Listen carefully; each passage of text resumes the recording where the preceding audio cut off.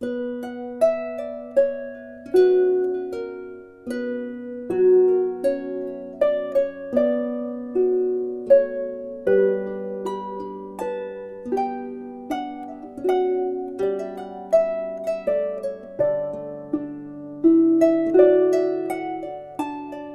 are the words of Thomas Dungy, who saw the Bendigo Creek before miners utterly destroyed it. On the Sunday morning, a beautiful day, we took a stroll to the junction of what have since been known as Back Creek and Bendigo Creek, and thought it the loveliest spot on earth, with waterholes with water in them as clear as crystal, kingfisher birds flitting about in the silver wattle, whose lovely foliage almost hid the banks of the creek from view, with occasional splashings as the duck-billed platypus tumbled from the banks into the water, but there was not a human being to be seen anywhere. In this old volume of the Annals of Bendigo, there's a remarkable sketch map that gives us an idea of what Thomas Dungy was talking about.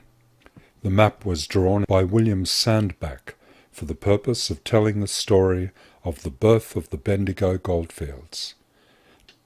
He's interested in who was the first to find gold, where it was found, who was there in the early months, and where their mai-mais and tents were pitched. But unintentionally, Sandbach is telling us an earlier story, the long story of the Aboriginal occupation and management of the valley of the Bendigo Creek. We now recognise that open, treeless flat is telling us that the alluvial soil of the creek flats were kept treeless by the systematic burning regime practised by generations of Dja Dja Wurrung people. The wooded point is on the rocky, shallow sandstone soils that won't grow grass and are best left as forest. Without regular burning or heavy grazing, and left to regenerate, the creek flats return to being covered by trees. The creek is shown as a chain of ponds. This was the characteristic of many inland rivers and creeks. Some of the more astute settlers noted that European hard-hoofed sheep and cattle trampled the banks and ate out the plants that held the banks and stream bed together. This led to the deeply eroded, steep-sided creeks we're familiar with today.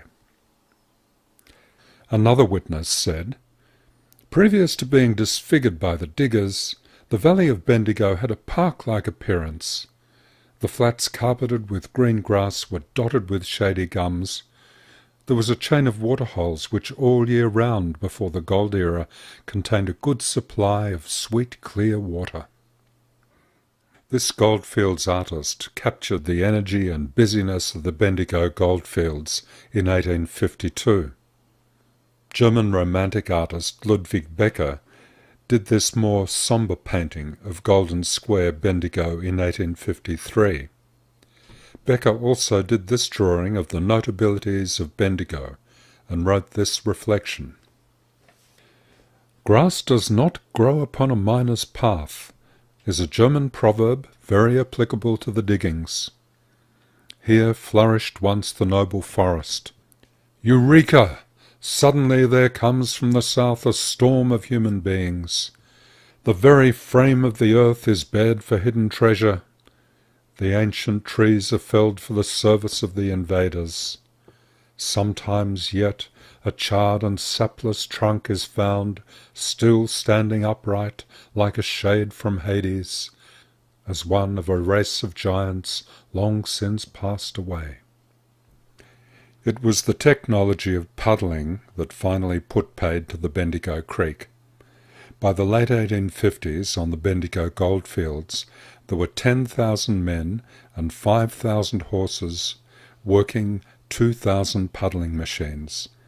This poured out millions of cubic metres of stinking yellow sludge each year that oozed its way into the gullies and choked the creeks. During heavy rains, sludge flooded into the houses and shops and pubs. Bendigo gradually transformed itself from a pock-marked wasteland interspersed with diggers' tents into a town where people went about their domestic and working lives. Grand public buildings, businesses, parks and avenues emerged and expressed civic pride, but the problems of sludge and the obliterated creek repeatedly presented problems and disruption. The aspiration for a colonial Pall-Mall was challenged by sludge. The Parliament of Victoria established a royal commission called the Sludge Commission to fix the problem, and this set in train the making of a new paved course for the creek and the building of a timber box drain to take the sludge out to a swamp near Huntly. The legacy of mining problems demanded engineering solutions. The result is the creek we know today, a large gutter that runs through the centre of Bendigo. The sludge was not only a problem for Bendigo. The mauve colour on this geological map represents the sludge. The sludge flowed over 160 kilometres north of Bendigo and covered more than 700 square kilometres of country with hard infertile material. Here at Huntly we are looking at 3 metres of sludge in the eroded bank of Bendigo Creek. There are people in traditional owner groups, government agencies and volunteer groups who are committed to the long process of regenerating Bendigo Creek. I met Nicole Howie, secretary of the North Bendigo Landcare Group, and her son Ned out on the creek near Huntly to see what the group were doing and hear what motivated them. It was quite inspiring. They are controlling weeds and feral trees, like the peppercorns, and replanting with natives.